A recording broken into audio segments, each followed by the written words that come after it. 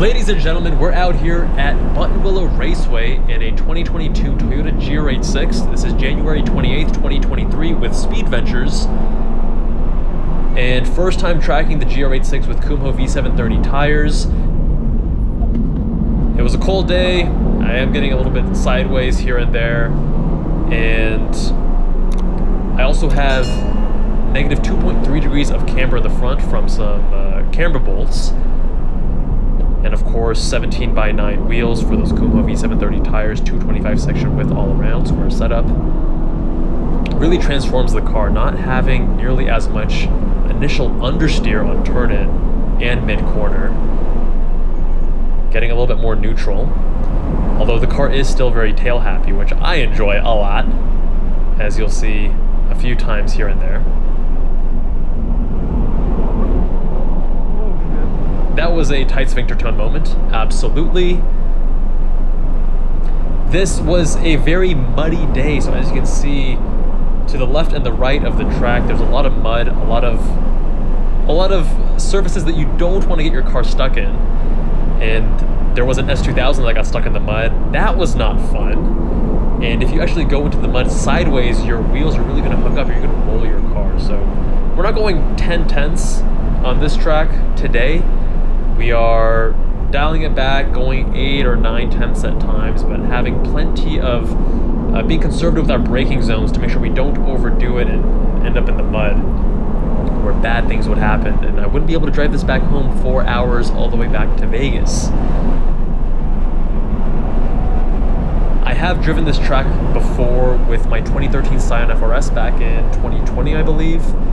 And now, almost 3 years later, still very much enjoy this track. It's a lot of fun. But driving this GR86, I'm no longer bothered by the power, right? Because I'm now keeping up with cars or overtaking cars. There's Bryce. And there's my buddy Bryce and his BMW, his 3 Series. We do have a video on that as well. Check that out, linked in the description. This was actually one of my fastest laps of the day because he was such a gentleman and let me pass. I wish everyone was like that. Thank you, Bryce. So we're hitting 206s and 207s on day 1 and day 2. Definitely can shave off multiple seconds. But again, we're not going too crazy this day with this track. But yeah, the GR86 now finally feels balanced. I am not frustrated by the power.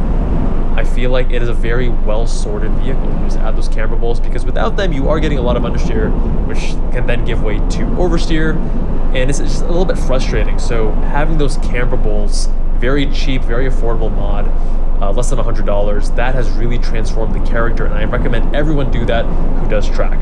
Keep in mind, I also have oil cooler, a Jackson Racing, because as you can see, I'm usually pushing it. I'm not shy of going to redline, right?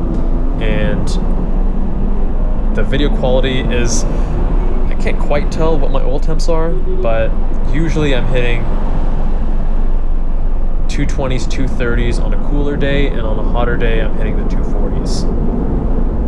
As you guys know, these cars are prone to some engine reliability issues. Yeah, see, you'll see me correcting a lot, because this car, even with these stickier tires, is playful.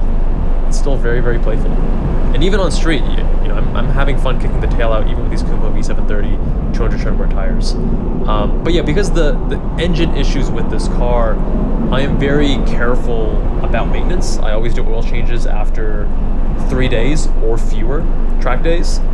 And I'm using 5W30, and I'm paying attention to my oil temps. I don't like it going beyond the 240s, actually. I'll start easing off before it hits the 250. On to day 2, I have my buddy Bryce Peterson in the passenger seat. His first ever track day. He's about a 200-pound male, so keep that in mind if it's adding, you know, not quite 10%, but adding a significant amount of weight to the vehicle. And we hit a 206 on the fastest lap this day. Definitely could have brought that down with my own driving and my own line, but then also with reducing the weight. Track conditions were a little bit better today as well. I had higher levels of grip, which I very much appreciate. And as you can see, I'm gonna be stuck behind this red GR86 for several laps before I'm finally able to get past. And same driver that gave me some grief at Las Vegas Motor Speedway a few months later. We made some videos about that and talked to the organizers. Apparently this driver has multiple run-ins with the situation, and the track day organizers are they are no strangers to this kind of complaint with regards to this driver. So sometimes when you can't pass someone, you just add a little bit of pressure to help encourage them. Yeah, this is perfect, dude.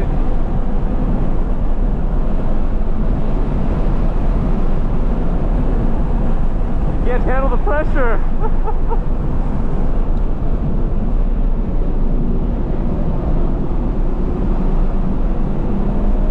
Now, the fastest lap of my weekend is coming up right here. Yeah, that's surprising. And if you guys want to sign up for Speed Ventures yourselves, awesome organization. I've been having a lot of fun with them. This is my third track day, or third track weekend, I should say, with them this year. Then click the link in the description below. You'll get $30 off just for my subscribers.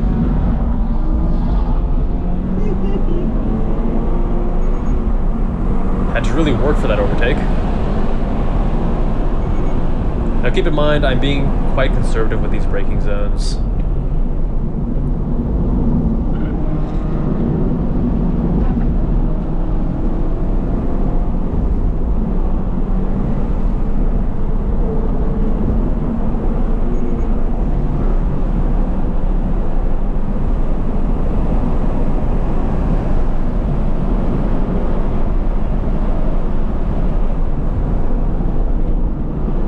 Bus stop, very fun corner. Could have carried more speed there. Wow. So wet, it looks like a lake on the right-hand side. I do enjoy that at this track day there were a lot of 8.6s. I mean, this was an 8.6 Cup event, but I didn't feel like I was stuck behind a lot of Corvettes. It's always Corvettes where they just take off on the straights and then hold you back on the turns. I feel like if that isn't occurring at a track day, then it's not a true track day.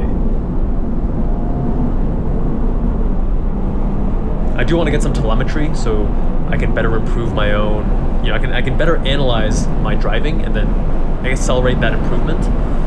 Start seeing my throttle input, brake, steering, all that stuff, G-forces.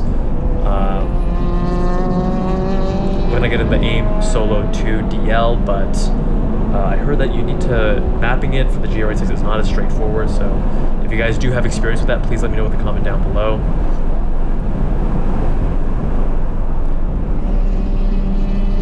And that's it. Let me know what you guys think of the GR86 on track.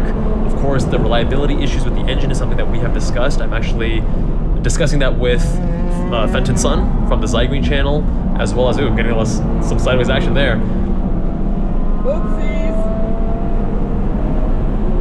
As well as Chris Amos from the Topher channel on Zygreen's podcast, link in the description, because we are very much aware that is a big issue, but by mitigating risk, hopefully we can track without catastrophic failure. Keep it clean, Kevin. Keep it clean.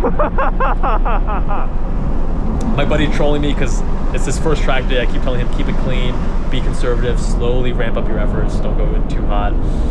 And anyway, my friends, thank you all so much for watching. Much love, and I'll see you all in the next one.